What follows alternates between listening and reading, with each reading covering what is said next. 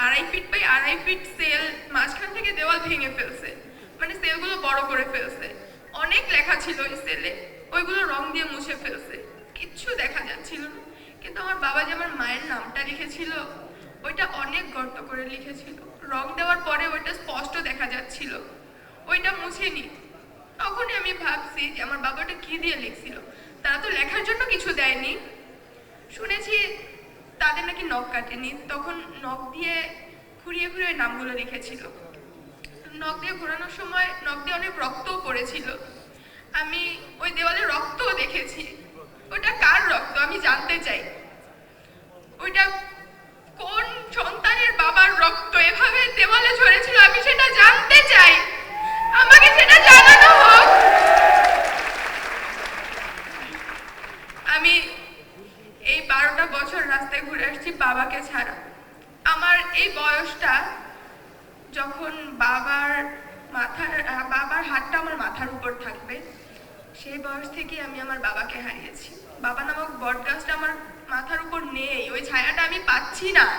ওই ছায়াটা আমি কেন পাচ্ছি না? আমার কি সেই অধিকার নেই? আমার কি ওই ছায়াটা পাওয়ার অধিকার নেই?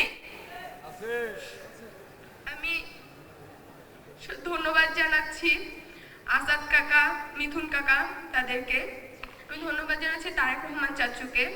তারা আসাদ কাকা, মিথুন কাকা তাদের মাধ্যমে আমাদের খোঁজ খবর নিয়েছে। আমি আশা করব তারেক রহমান চাচু খুব শীঘ্রই দেশে ফিরবে। সে দেশে ফিরে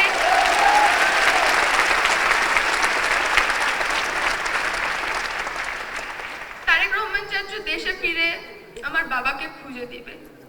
এটা না পারলে আমার বাবার সাথে কি করা হয়েছিল, আমার বাবার কি দোষ ছিল যে তাদেরকে পরিবারের থেকে 12টা বছর দূরে রেখেছিল, এটার সন্ধান দিবে। এটা কারা করেছে তাদের বিচার করবে।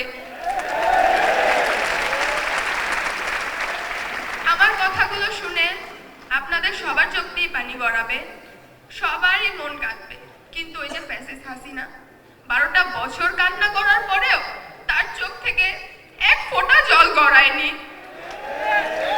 তিনি ছিল পাষাণ, তিনি মানুষ ছিল না। যদি সেও মানুষের মতো হতো তাহলে তার চোখ দিয়ে এক ফোঁটা পানি গড়াতো। সে বুঝতো বাবা হারা বেদনা কেমন। আমার বাবা নেই, আমি বুঝি বাবা হারা বেদনা কেমন।